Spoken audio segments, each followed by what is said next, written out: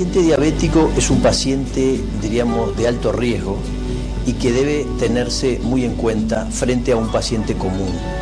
Al decir de alto riesgo, quiero referirme fundamentalmente a que el paciente diabético es un infectado, generalmente, y que por lo tanto tiene manifestaciones generales y manifestaciones bucales a tener en cuenta. Esto lo analizamos nosotros en la consulta odontológica o médica para saber evaluar el estado que el diabético presenta. Lo primero que nos tiene que traer, lógicamente, es un estado de el nivel de glicemia que tiene, el nivel sanguíneo y el nivel en la orina, ¿no? Para nosotros poder evaluar también en la parte sistémica o enviarlo al médico si es necesario. Del punto de vista bucal, el paciente diabético, aparte de la retinopatía o de los problemas vasculares, tiene una serie de manifestaciones en la boca. Las manifestaciones más frecuentes son la pérdida rápida del hueso, el hueso se pierde rápidamente, movilidad de los dientes, encías inflamadas, sequedad bucal y también puede presentar un retardo en la cicatrización. Esos son a grandes rasgos las manifestaciones que el diabético puede presentar. No siempre un diabético tiene estas manifestaciones, pero sí muchas veces aparecen estas características. De manera de que nosotros tenemos que tener en cuenta que la diabetes de por sí no provoca una enfermedad de boca, pero sí lo que hace es disminuir la resistencia de los tejidos frente al ataque de los microbios, de las bacterias. Eso es en términos generales, ¿no? Bien, entonces lo primero que nosotros tenemos que decirle al diabético es, primero, que frente a cualquier maniobra bucal, hay que tener en cuenta primero que es un infectado latente, de manera que cualquier maniobra que se va a realizar en boca, una simple extracción o un drenaje de un absceso, de una bolsa o lo que sea, siempre tiene que estar con cobertura antibiótica, el día antes, el día de la intervención y después, para evitar una bacteriemia que en un diabético puede ser muy negativa. En segundo lugar, las maniobras, cualquier maniobra que se haga en boca también tienen que ser maniobras hechas en forma atraumática, es decir, sin provocar lesiones, generalmente conviene trabajar por la mañana, cuando el paciente ya está equilibrado desde el punto de vista de su glicemia.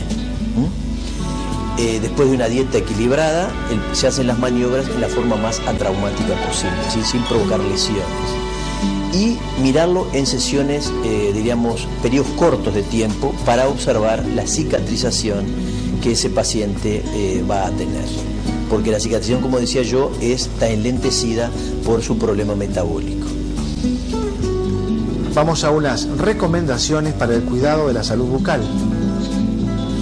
Entrando un poquito entonces como las recomendaciones o los requisitos que debemos tener con el paciente, lo primero que tenemos que saber es el estado general del paciente, como decíamos.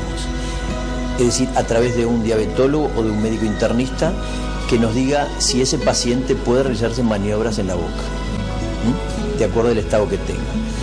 También tenemos que tener presente los análisis de laboratorio que el paciente se ha realizado, es decir, el nivel de glicemia, el nivel de glucosa en orina, en fin, todos los análisis que nos prueben el estado general del paciente.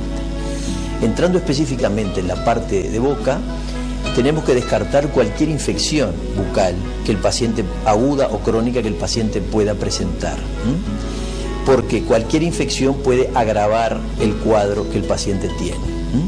De manera que, como decíamos hoy, frente a cualquier maniobra, por más lenta que sea, por más pequeña que sea, siempre hay que premedicarlo con antibióticos, fundamentalmente penicilina, es el más indicado, o si es alérgico se puede sustituir por otro antibiótico, analgésicos, de acuerdo a lo que el paciente acostumbre, y algún sedante también, para que el paciente esté bien, diríamos, tranquilo en el momento de realizar cualquier maniobra.